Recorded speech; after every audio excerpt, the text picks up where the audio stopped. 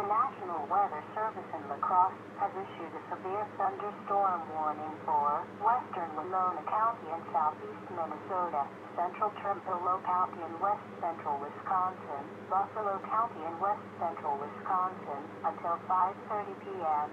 At 4:44 p.m., severe thunderstorms were located along a line extending from near Buffalo City to Rollingstone to near Lewiston, moving northeast at 30 miles per hour. Expected hazards include quarter-size hail and 60 miles per hour wind gusts. Severe weather has been confirmed by law enforcement. At around 4:30 p.m., also a warning down here, so we're going to watch this area carefully, folks. Was thunderstorm warning up here and down here in Iowa. Damage to vehicles is expected. Expect wind damage to roofs, siding, and trees.